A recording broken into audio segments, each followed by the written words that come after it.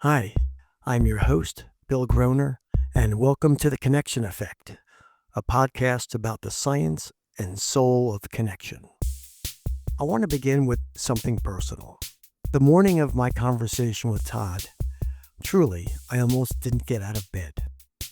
Not because I didn't want to talk to him, quite the opposite. I cared too much. I wanted our talk to matter. I wanted it to be worthy of the work we are doing. But when we care deeply, the unfamiliar can feel risky. What Todd helped me see in real time is that moment wasn't weakness. It was curiosity meeting uncertainty. And my decision to get the heck up out of bed, well, that was agency. Todd Kashdan has spent more than 25 years studying curiosity, not as a personality quirk, not as idle wonder, but as a powerful, trainable psychological strength. We talk about its dimensions and its benefits, and something that stunned me. Curiosity actually slows cognitive decline more than grit or positivity. And it generates vitality in ways that defy basic neuroscience. It may be one of the most underappreciated tools we have for bridging political divides. And perhaps most hopeful of all, it's not fixed, it's coachable. We can learn it. This isn't curiosity as trivia, it's curiosity as a way of being. Yes, it relates beautifully to dialogue, like asking not what do you believe, but how did you come to believe it? It's much, much more. Like in a moment of anxiety, counterintuitively leaning forward instead of pulling back. It's remembering that even when the world feels out of control, we retain profound control over our attention, our questions, and our next step. So, let's explore.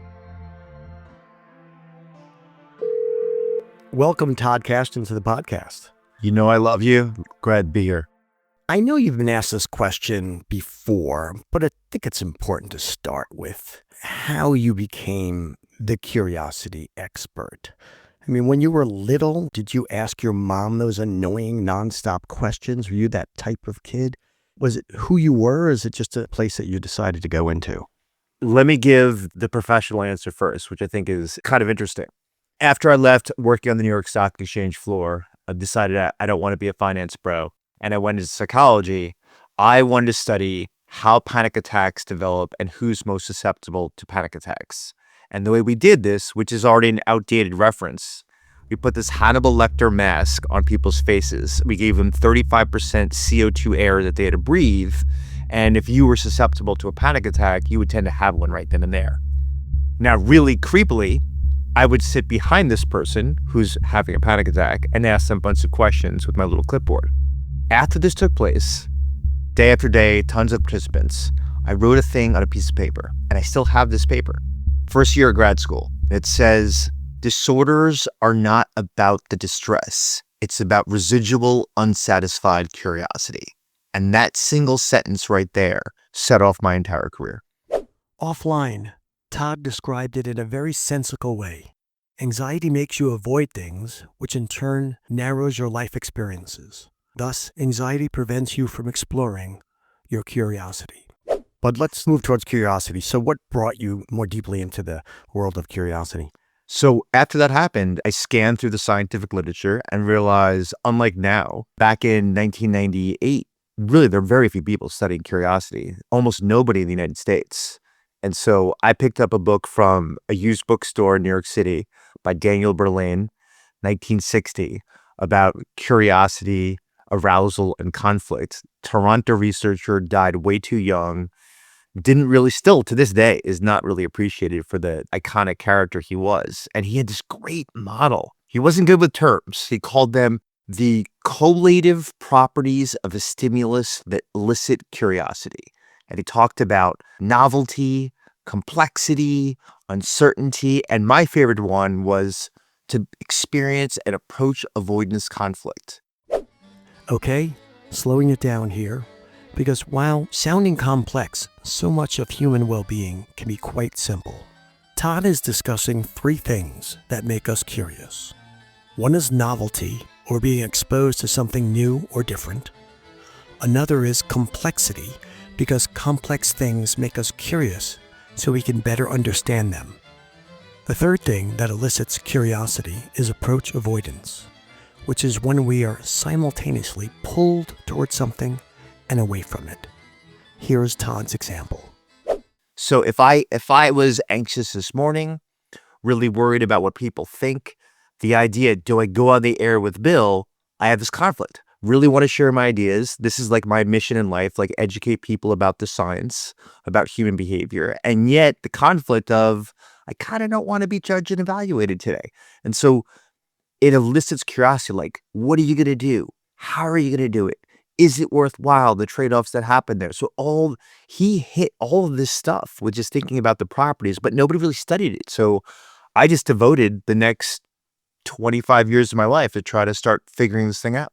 So which of those properties held up through your research and up until today? Almost all of them. I mean, I think the most interesting one is this approach avoidance conflict, because that's really of why do people with psychological difficulties experience lower curiosity? And I think they have a built-in internal pressure system in there, which is, my Lord, I don't want to get off the couch with this depression where I don't really get the rewards of an all-you-can-eat, Brazilian steakhouse. I don't get the rewards of talking to a socially attractive, cool person who wrote a book. And I'd rather do nothing. And yet, God, wouldn't my life be fulfilling if perhaps I had that interaction, perhaps if I had that different food that happens there? And so we found that conflict in people with social anxiety, people with depression, and it's replicated by lots of people. So for those people, is it a failure to appreciate the rewards from doing something, from being curious, or is it just an inability for other reasons to engage in curiosity? It's more the former. It's almost like the abilities are dormant. If you're not putting yourself in the spotlight, if you're not throwing your ideas online where it could be ridiculed or admired, in these situations, if you're engaging in regular avoidance, you're not experiencing the conflict because you've already prematurely decided, I'm not even going to test the waters. And so to me, it's a dormant strength. So let me make sure I understand just this part of it. The failure to interact with risk and avoid it prevents you from getting the rewards if you were to interact with it. And therefore, you're losing the opportunity to understand how going outside your comfort zone can be a benefit. Right. So you're leaning more on luck and serendipity and less on how can I be an agent that acquires the things that are important and desirable in life. A short recap on what you lose by not being curious and putting yourself out there. You lose the benefit of exploring, of being challenged, of being engaged with something outside your comfort zone.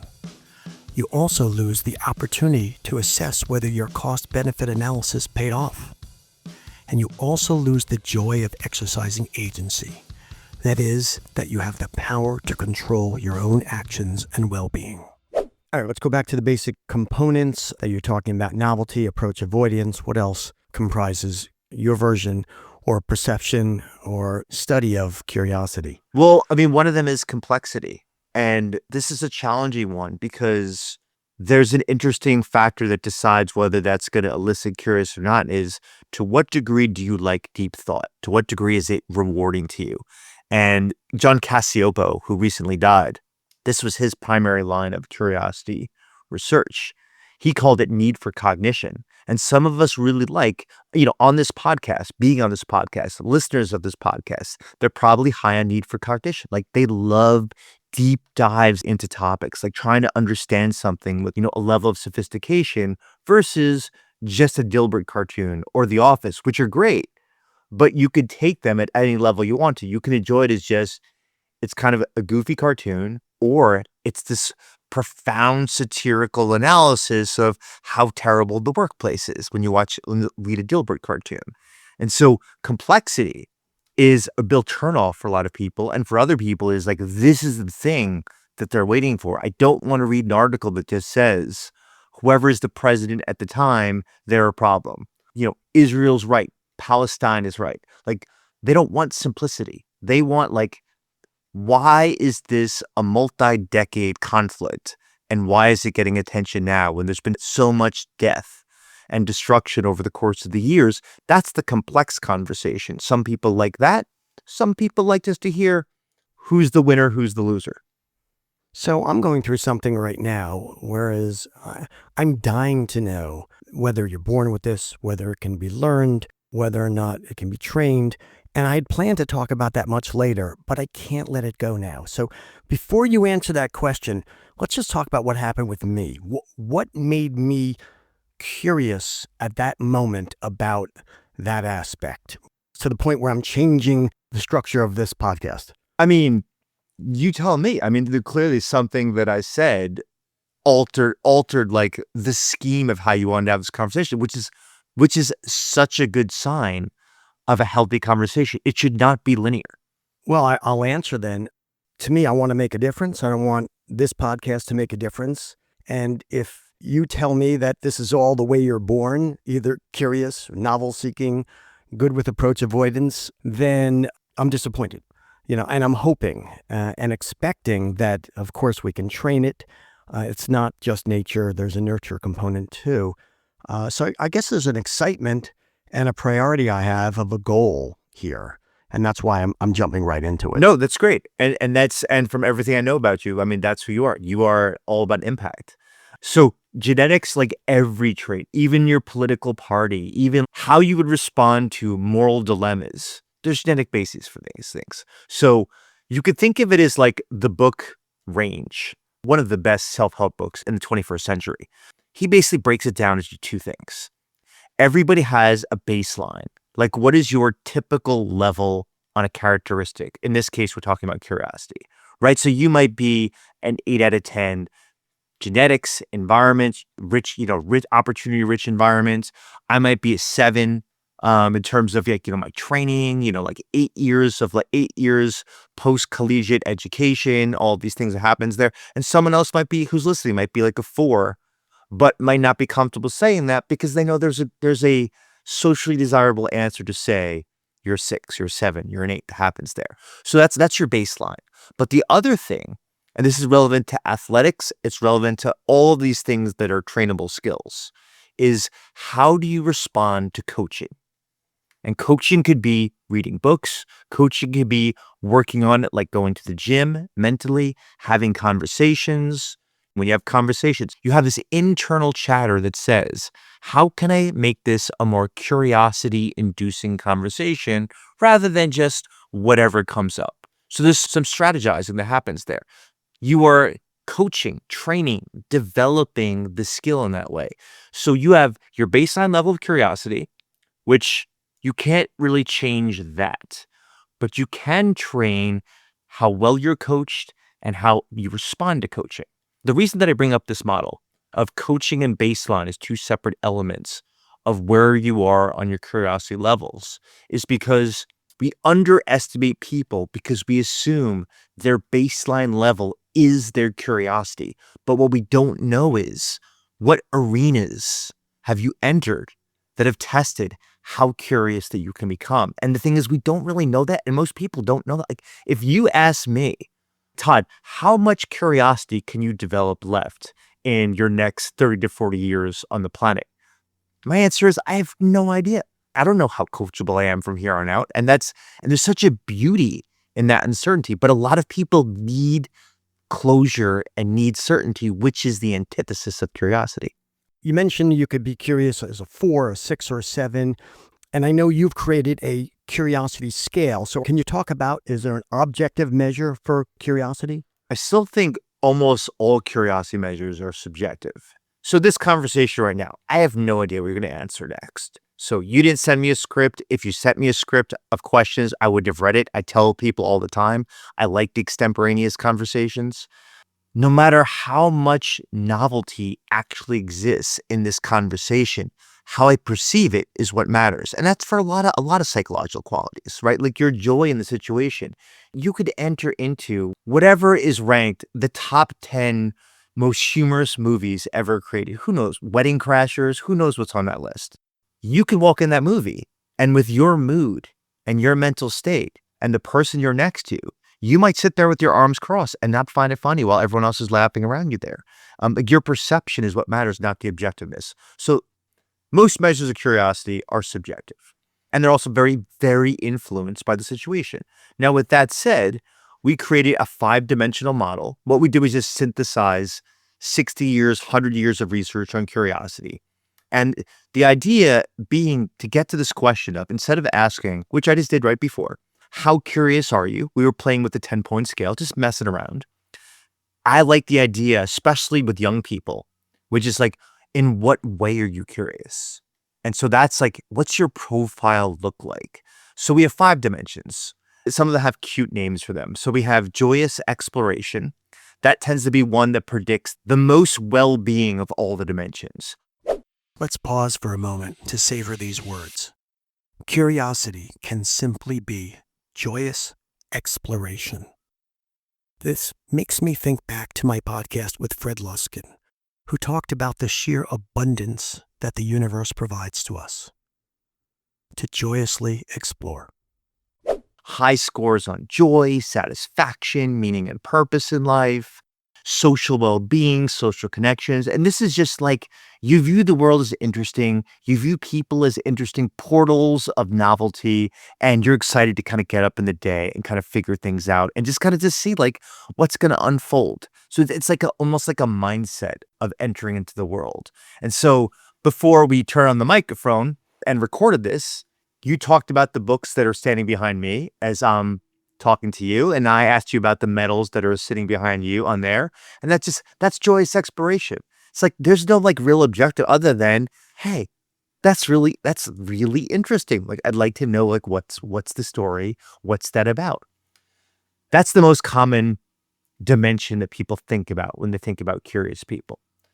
The other dimension that people don't think about that is extremely relevant to well-being is what we call stress tolerance. And that's just the word for what I mentioned before, which is the anxiety that arises when you confront the new, the mysterious, the uncertain, and these approach-avoidance conflicts. There's a built-in level of anxiety, and some people experience so little tolerance of that anxiety that they are really curious about what would happen, but I'm not willing to do it.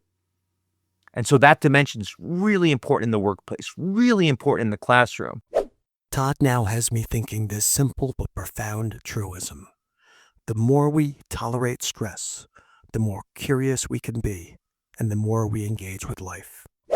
You mentioned stress tolerance. It's funny, I'm lying in bed this morning and thinking, oh gosh, this podcast today, I want it to be wonderful. I want it to be interesting. I want people to learn, but I don't know if it's going to happen. And I don't know if I want to get out of bed today.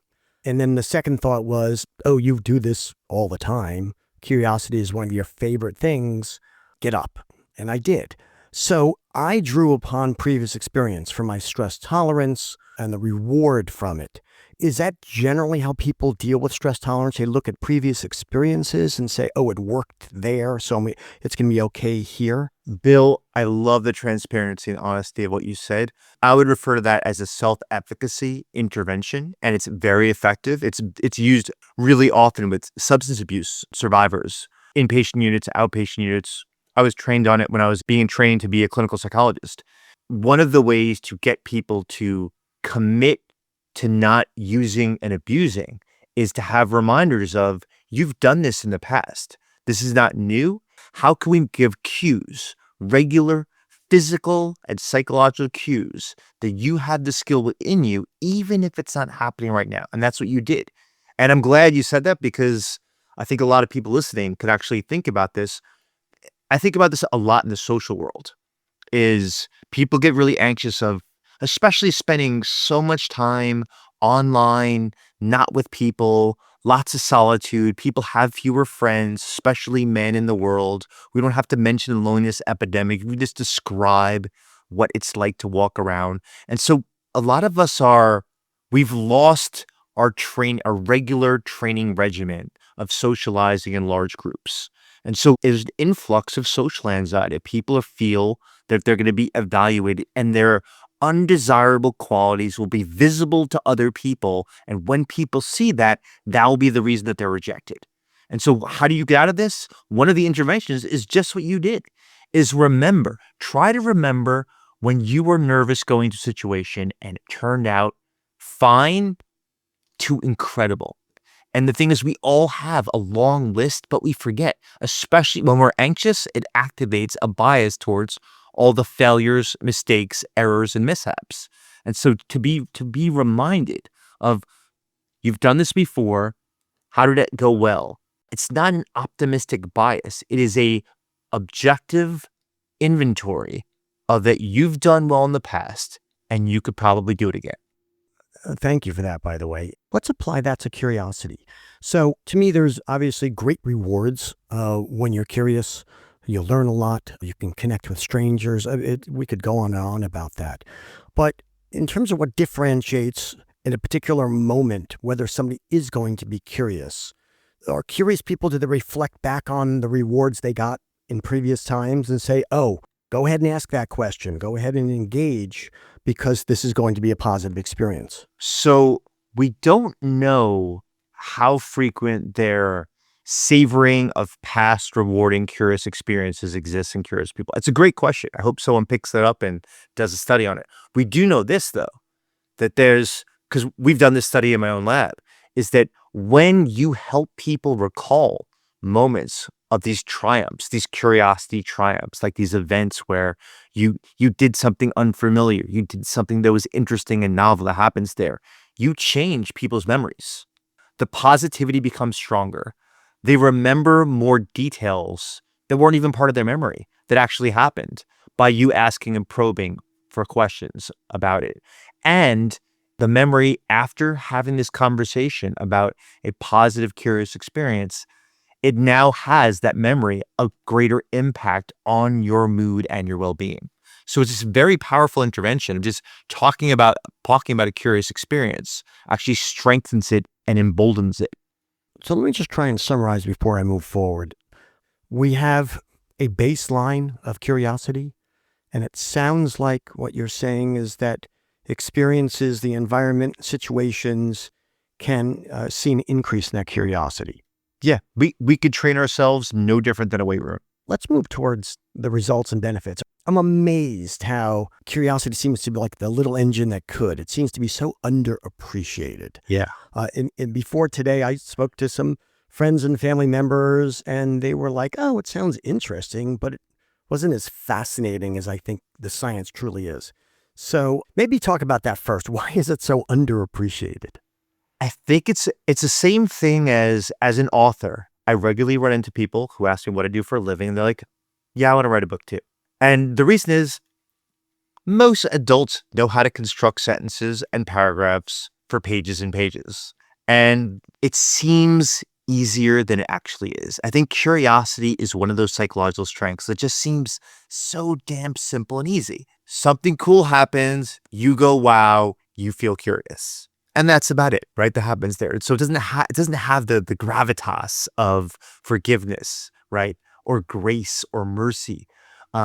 So I mean, most of my career has been actually being asked this question and then kind of saying like, no, it's so much more profound. I mean, one of my favorite findings that keeps getting replicated is we're all going to live longer than our parents and our grandparents. So that's on average. And our brains are not designed to retain the cognitive functioning during that long lifespan. And one of the things that we keep discovering, not me, but the curious researchers of the world, is that the more curious you are, the more you regularly on a daily basis engage in novel activities. Everything from doing a Sudoku puzzle when you wake up in the morning, or Wordle on your phone, or talking to your neighbors because you never know what's going to happen in a conversation. It slows down the speed of cognitive decline. It starts to decrease the probability that you're going to develop a degenerative brain disease. So it doesn't cure dementia, it doesn't cure Alzheimer's disease, but it slows the systematic decline of neurological functioning. How freaking cool is that? Something as cheap as having novel conversations, playing novel games on a regular basis, and you're an older adult, that you can add more years that you have full prefrontal cortex functioning, decision-making, problem solving, imagining the future. That's impressive stuff. So let, let's stay on this for a minute. This is huge, right? Yeah, it's huge. I mean, the number one fear that I hear from people everywhere, from certainly from Gen Z, but more later on in years, is cognitive decline. We're living longer and people are seeing it frequently. And you're telling us that the science is clear that curiosity can lessen that decline. I would even say this, to be more precise. Let's compare it in a mixed martial arts match between some of the other things that are really valued and end up in these best-selling books and top TED Talks, right? So if you throw grit, if you throw perseverance, if you throw agreeableness, if you throw sociability, if you throw positivity against curiosity crushes them in terms of this benefit. And so if you were to ask yourself which one of those things to invest in, I would say that if you want the most bang for your cognitive buck, you want to invest in curiosity. So I don't think we're going to get any better than lessening cognitive decline. But can you share some of the other benefits that science shows that we get when we're curious? I mean, one of the ones that I think is a nice sidecar to reducing cognitive decline is vitality. I mean, there's no sense of living longer if you're not going to have a quality of life. And to me, it's being energized. Like the idea of waking up in the morning, having your morning stretch, and then being able to put in the episodes of your life that you'd like to put into your life. So if it's gardening, if it's taking a walk, if it's just laying down in the grass and kind of looking at the cosmos, if it's reading like Camus, like what, or comic book, whatever your thing is, like you want vitality. And curiosity has this very interesting neurological paradox. I love this. It's that if you do something that is cognitively engaging, it uses some of the bioenergetic resources in your brain. You're basically going to see that neurological activity leads to a reduction of activity and there's less left over for whatever's next. That makes sense, right? If I run a marathon and then you ask me, hey, can you wrestle my neighbor who keeps stealing my rake? That I'm probably not the best person for the job because I just ran a marathon. So the weird thing is, with these neuroscience studies, we find that when people have a curious experience, their cortical activity looks the same or more than it was before they started. Like it makes no freaking sense. It's the idea, it's like this self-generating vehicle for energy inside the body. That's freaking cool. It's beyond cool. Well, let's add some more fun to it. Can you talk about agency? Because to me, curiosity is like an agentic superpower. Can you share with our audience what we mean by agency and the agency for curiosity? Yeah, no, I mean, these are really good questions because you're connecting the dots between all of these nouns and adjectives that float around in the well-being universe. So I love this because I despise the laundry list of things that we're supposed to cover. So this notion of agency is really powerful. And a lot of it comes from my old mentor who passed away. Not every great researcher died, but a lot of them did. Rick Snyder, who talks about hope, but not like Obama hope, more like agency and pathways, and the notion of, do you have the energy to pursue the things that matter most to you? So you can see really quickly the link between goals and purposeful living in this notion of agency. It's the idea of, I am in control. Forget the free will philosophical question. I am in control of my life to the degree of I can choose what to do with my time, energy, attention, and all these finite resources. You want that. But when we talk about empowering someone, we're saying like, we're trying to give them agency, help them see that they have more agency than they do. It's the notion of, in any given moment of time, like right now in our conversation, I can hone right in on what you said. You say this word agency, and all of a sudden, instead of just giving a stock answer, I explore like, this is great because we're connecting the dots, right? We're linking things together. We're putting puzzle pieces together so that someone can see like, how does this all work to create a life well lived? And it has to be some connective tissue between these things. So that's me having agency in the moment of, I'm not going to give you just my quick first answer to your question. I want to say like, this has more power than you even think, because I don't want people to read a book on agency and read a book about motivation and read a book about goal setting and read a book about purpose life. And then on top of it, read a book about curiosity. I want to say these things fit together. And the more that you can see that, you can very efficiently improve and understand your life now, not 3 years later when you finish all those books. I love that you mentioned hope in that context and in your answer, because in my conversations with people, and I speak to people all the time, the one thing that I find that's overriding as a concern or a fear or a pain in this really crazy world is the concept of lack of control. There's things that are going on outside of us. We have no control of them, and therefore we don't have so much hope. And if people can consider that, no, you do have control over lots of things. And we're not going to get into the whole conversation of control on perspective, etc., but just control over asking curious questions to open up positive doors is there at any moment. What you're saying needs to be highlighted. Like, just leave a pause because it's so important. Okay, I'm not going to talk about politics directly. I'm talking about indirectly. There's one very consistent finding that is worth contemplating. Even if this is the only thing that people think about after this entire hour-plus conversation, what we know is that women that lean with a liberal bend politically have the most unsatisfactory, unhappy lives, and it's not even close. And it gets replicated over and over again. Now, I think one of the reasons is related to what you just said in terms of thinking about what do you actually have control over. And I think I'm just going to say this. So I'm not going to, critique conservative ideologies and liberal ideologies. That's not important. What's important is this. You can have an entire list of all the problems in society, all the things that are difficult right now, and simultaneously, just as you said, realize that off of that list or underneath each one of those headers is a number of things that nobody in power has control over. Doesn't matter who's in office, doesn't matter who's your local government, doesn't matter who your parents are, doesn't matter who's your boss in the workplace, doesn't matter what your kids are like and how annoying they are as teenagers by developmentally pushing up against you. You have control over so many things that I think a lot of people forget. The simple things in terms of what do you want to do with your body to feel flexible and strong today? I can give you functional mobility exercises to make you feel plastic, fluid. I can give you strength exercises to remind you that these muscles they're powerful and they can lift things and pull things.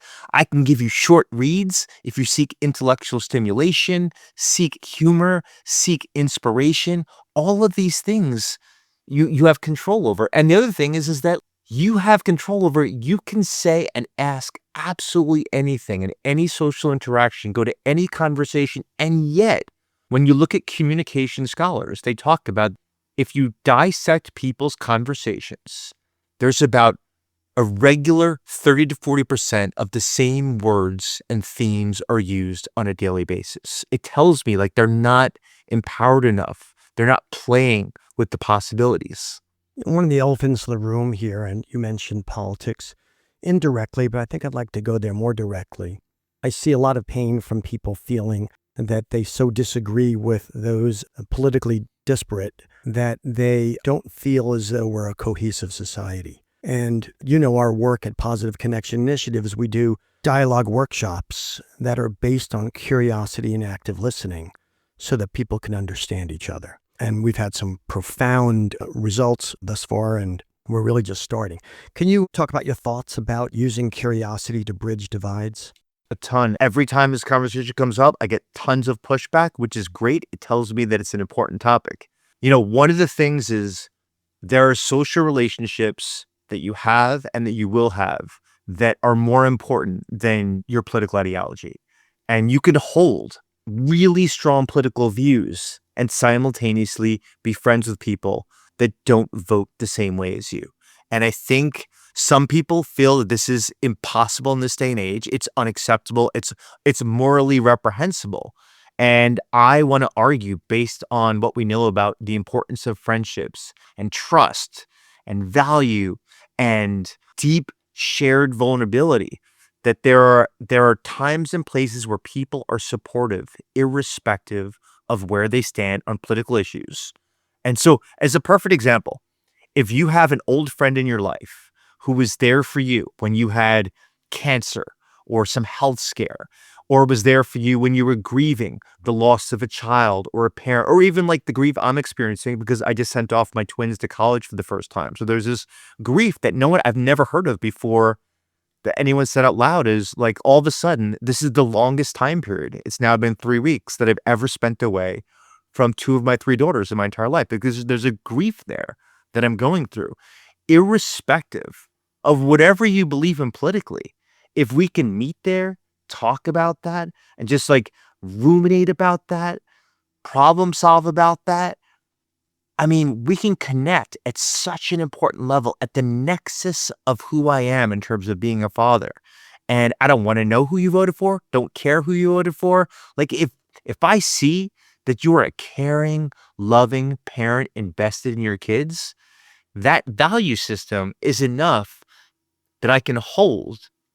And if you're supportive and you're receptive, is that you don't have to be open and supportive or receptive in every dimension of human functioning. And I think if there is one plea for the world, it's that it's okay to have friends that are really valuable in slivers or even very specific elements of your life, and nobody should be providing the nutrients for every part of your life. But I don't think people should be, and I'm not sure you're saying this, afraid of talking to lifelong friends or relatives who disagree politically. To me, curiosity bridges the gap, because sometimes people don't want to ask the other why or what they think politically, because it sounds like they don't want to appear to be accepting of the other person. But for me, number one, curiosity makes you understand another person. There's so much lack of intellectual humility when it comes to a political divide. To me, curiosity is critical to sort of bridge that gap. What are your thoughts? I completely agree, but I'm of two minds of this. I think it's perfectly fine to be afraid to talk about politics. I think it is often such a laser focused issue. You know, we've experienced this in my family. We've got the whole spectrum floating around, especially with people marrying people from other families. There's a lot of intellectual and value diversity in my family system here. And there are some areas where some of us talk about it of like, hey, can we make sure not to bring this up? And other times I am completely on board, and we've studied this. We found interventions in our research laboratory about this, of getting blues and reds to talk to each other, which is to take interest in like, how did you develop that position? Not what is your position, but how did you develop that position? And when you get to there in terms of the origin stories, you start to hear these life narratives in terms of why people are pro-guns, why people are anti-guns, why people are pro-abortion, why people are against abortion to happen there. And you often find is that there are very personal, deep stories of suffering and conflict that occurred there. And you're like, okay, well, you're not like the other ones. And that's what personal narratives of pain do, is they make you realize, yeah, these headlines don't work when we're talking to each other, when we're actually sitting and there's no audience and there's no spotlight and there's no behavioral record on social media. And you realize like, shoot, I never knew that happened to you. Okay, then you know what? How could I not accept for you personally? That's where you stand. And then in other cases, you can get to a point where you realize, you know what? I'm going to ignore your pain and suffering, and I'm not going to talk to you again. And I think that is, despite what you hear in the general society, it is very rare for someone to walk over someone's pain and suffering story. And your work curiosity gets us there. It does. Right? Just asking very simple questions of who, what, why, when, and genuinely, where you really, try to understand. Let me just switch to the education workshops we're doing for college freshmen, high school students and faculty. We're teaching curiosity through role play situations. And what we're seeing is early on, it's a 2-hour workshop, the students get a little stuck on, okay, how do I become curious? What do I ask? But after going through maybe 9 role plays over 2 hours, they really get good at it, generally speaking.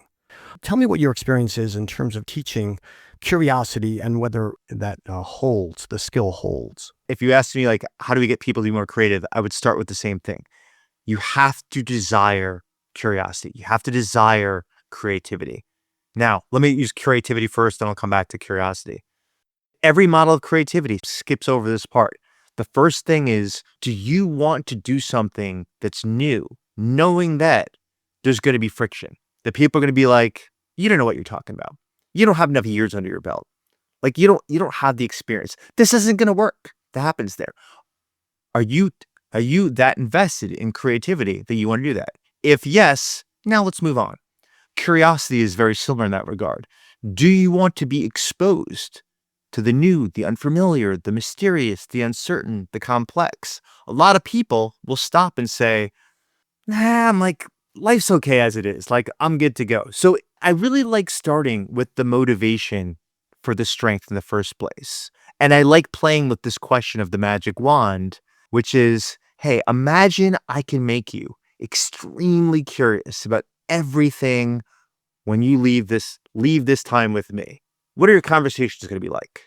What's your work life going to be like? What's it going to be like when you go onto your computer and you start searching through search engines that happens there?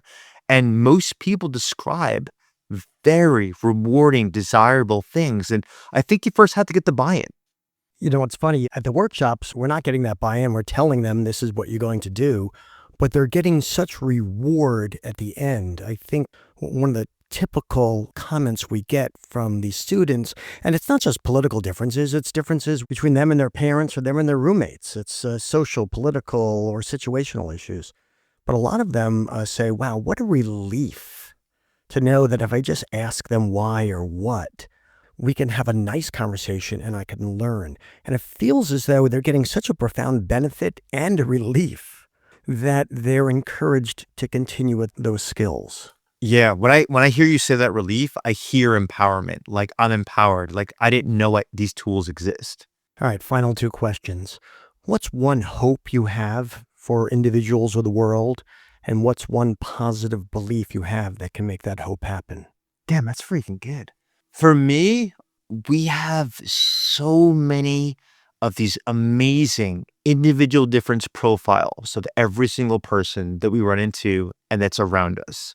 I mean, in terms of just like, where does Bill stand on openness to experience, agreeableness, neuroticism, curiosity, playfulness, flexibility, respect for authority, respect for tradition, on and on, like, all these dimensions. And my wish for the world is to stop treating people like silos and hyper-focusing on the dimension that you care about right now and really broaden people out to the complex personality profiles and background profiles that they have. Wow. What's one positive belief you have that can make that happen? I believe that people do not want to have these hyper-focused identities that they often portray themselves as having. I think we get into these status games where we want to show our bona fides. I want to show that I'm smart as a professor and an author, at a university. I might want to show, if I was extremely liberal, I'd want to show like by talking about climate change and immigration in a particular way. If I was conservative, I would talk about it in a different way. And I don't believe that people want to walk around with this simplicity. I think people are being pushed and pulled by perverse incentives. And I think just like Bill, that you're doing, like with these great workshops, is like once you get these one-on-one conversations, I really believe that we can all be like our grandparents. And this is my image of our generation of grandparents, is a country store that sells almost everything, right? Like that's Home Depot. You get your soda, you get your bread, you get your rake, you get your toolkit, and there's a chessboard outside. And there's two old men sitting by a chessboard in front of this general town store. And basically, they are on opposite political views, and they poke at each other, and they're sarcastic, and they're goofballs, and they show up every Tuesday at 2:00 in the afternoon, and they share a sandwich, and they talk trash to each other, and they won't use the word our grandparents, but they love each other. Like they really love each other with such diverse views, such different lives, such different people, and they just say to each other, "Are you ever going to move your piece?" Todd Kashdan, you are a gift to all of us who care so much about human well-being, and really you're a gift to humanity. I thank you so much for your body of work, and for your joining us on this podcast today. Damn, you ask good questions. I say it every time. Love hanging out with you, Bill. Wow, that was energizing. What I'm going to take from this conversation with Todd is this. Curiosity isn't soft. It's not decorative. It's not optional. It's a cognitive, emotional, and social superpower. What stayed with me most was the idea that curiosity is a dormant strength, not something only a few people are born with, but something most of us have never fully tested. Yes, we have a baseline, but we also have coachability. We can learn to be more curious. And none of us truly knows how curious we might become. As you move through your life after this episode, I invite you to sit with one question. Where, right now, are you leaning away from something unfamiliar? And what might happen if you leaned in just a little? Curiosity-based connection isn't something we solve once. It's something we practice in small human moments. In the decision to ask one more question, in the choice to stay in the conversation, in the willingness to tolerate a little uncertainty for the possibility of something richer on the other side. If you want to continue reflecting on this, join us at connection.net/Substack, and even better, at our bonus episode called The After Show, which comes out next week, where a few of us digest the wisdom Todd shared. That's where we unpack these ideas even further, not just intellectually, but practically. Thank you for your curiosity and your willingness to lean toward the unfamiliar. And thank you for being part of this growing community that believes connection to ourselves and to each other is a cornerstone of individual and societal harmony. And if you like what we're doing, please leave a comment or review on your podcast platform. It truly helps us grow this community. I'll see you next time.